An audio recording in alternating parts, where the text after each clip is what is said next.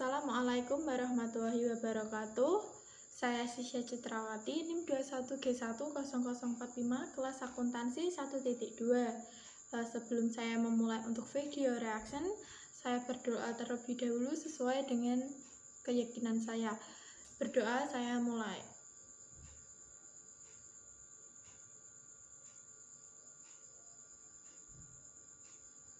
Amin. Berdoa selesai. Baik, di sini saya akan meresum mengenai acara yang telah diselenggarakan oleh Pesantren Yatim Al-Hilal dengan bertemakan Kultum Bercahaya dengan Al-Quran. Berikut ini untuk pemaparannya. Al-Quran adalah kitab suci umat Islam dan muncul dalam bentuk kalimat-kalimat Allah Subhanahu wa Ta'ala sebagai pedoman bagi kehidupan manusia. Semua umat Islam tentunya harus pandai untuk membaca Al-Quran dan memahami maknanya agar hidupnya sesuai dengan petunjuk Allah Subhanahu wa Ta'ala. Membaca Al-Quran adalah ibadah bagi seluruh umat Muslim dan memiliki berbagai keutamaan yang sangat baik. Al-Quran dimulai dengan surah Al-Fatihah dan ditutup dengan surah An-Nas. Al-Quran adalah kitab yang digunakan bersama dengan hadis untuk menentukan hukum syariah. Dalam agama Islam, fungsi Al-Quran antara lain, yang pertama, Al-Huda yang artinya petunjuk. Dalam Al-Quran ada 3 posisi Al-Quran yang fungsinya sebagai petunjuk. Al-Quran menjadi petunjuk bagi manusia secara umum, petunjuk bagi orang-orang yang bertakwa, dan petunjuk bagi orang-orang yang beriman. Yang kedua, Al-Furqan yang artinya pemisah. Fungsi Al-Quran sebagai pemisah adalah Al-Quran dapat memisahkan antara yang hak dan yang batil, atau antara yang benar dan yang salah.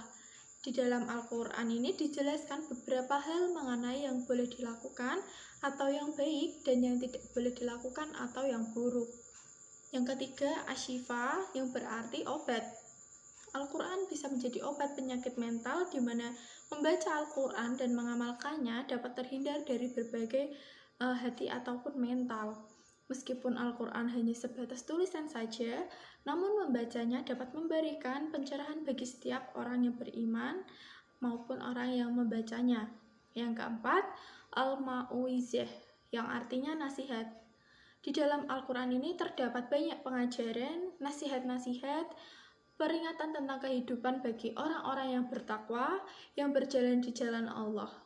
Nasihat yang terdapat di dalam Al-Quran biasanya berkaitan dengan sebuah peristiwa atau kejadian yang bisa dijadikan pelajaran bagi orang-orang di masa sekarang atau masa setelahnya.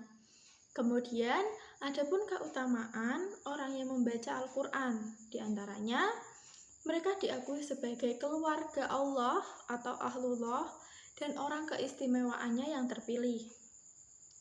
Lalu orang yang mahir membaca Al-Quran ditempatkan bersama malaikat-malaikat pencatat yang patuh kepada Allah yang selalu berbuat kebaikan.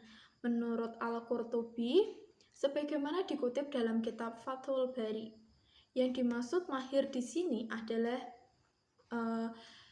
orang yang cerdas, maksudnya hafalan dan tajwidnya sama-sama mempunyai kualitas yang bagus dan tidak perlu mengulang-ulang.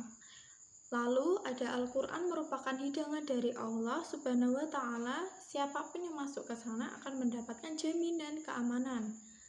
Selanjutnya ada rumah yang dibuat untuk membaca Al-Quran akan dihadiri oleh malaikat.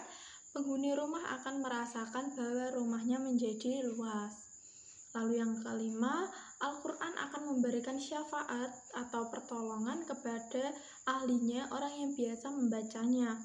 Yang keenam, orang yang membaca Al-Quran pada hari kiamat, derajatnya akan selalu naik ke tempat-tempat yang atas. Yang ketujuh, membaca Al-Quran bisa meniupkan aroma wangi kepada para pendengar serta menyebarkan bau minyak kasturi. Lalu, barang siapa yang mengambil Quran sebagai petunjuk telah menerima cahaya dari Quran. Siapapun yang mendapat cahaya dari Al-Quran, maka dia bisa memilih jalan mana yang benar yang bisa dia lakukan. Ketika Al-Quran telah menjadi penerang jalan bagi umatnya, maka akan mendapatkan cahaya di dunia maupun di akhirat. Akan tetapi menjadi penerang dalam kubur, menjadi teman yang menemani kita saat ditanya oleh malaikat dan di surganya nanti. Ketika kita melewati Shirathul Mustaqim atau jembatan, Al-Quran akan menjadi cahaya dan penghalang dari neraka.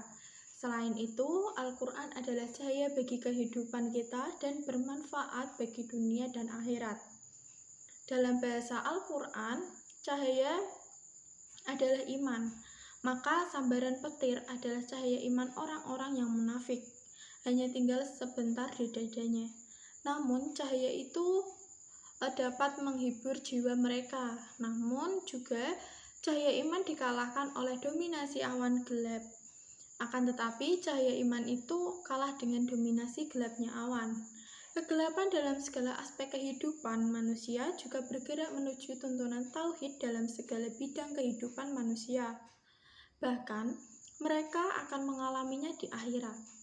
Iman adalah cahaya, dan ketika mereka berdiri di Shirathul Mustaqim atau jembatan melintasi neraka, maka cahaya itu akan menerangi jalan mereka. Orang-orang yang beriman harus memperhatikan nilai-nilai iman, karena iman adalah cahaya yang dapat menghalau kegelapan kemusyrikan atau zulumat. Oleh karena itu, cahaya di dada hanyalah cahaya petunjuk yang akan menerangi kehidupan di dunia dan di akhirat. Adapun hadis tentang cahaya dalam Al-Quran yaitu ada di dalam surah An-Nur ayat 35 yang berbunyi, Allah memberi cahaya kepada langit dan bumi. Perumpamaan cahayanya seperti sebuah lubang yang tidak tembus, yang di dalamnya ada pelita besar. Pelita itu di dalam tabung kaca, dan tabung kaca itu dibagaikan bintang yang berkilauan yang dinyalakan dengan minyak dari pohon yang diberkahi, yaitu pohon zaitun yang tumbuh tidak di timur dan tidak pula di barat, yang minyaknya saja hampir menerangi walaupun tidak disentuh oleh api. Cahaya di atas adalah cahaya berlapis-lapis. Allah memberi petunjuk kepada cahayanya bagi orang yang Dia kehendaki, dan Allah membuat perumpamaan-perumpamaan bagi manusia, dan Allah mengetahui segala sesuatu. Baik, itu saja mungkin yang bisa saya sampaikan kepada Pak Gret. Sebelum saya mengakhiri, saya ingin berdoa terlebih dahulu sesuai dengan keyakinan saya. Berdoa, saya mulai. Berdoa selesai. Baik, begitu saja Pak Greg. Mohon maaf bila ada salah kata. Sekian dan terima kasih. Wassalamualaikum warahmatullahi wabarakatuh.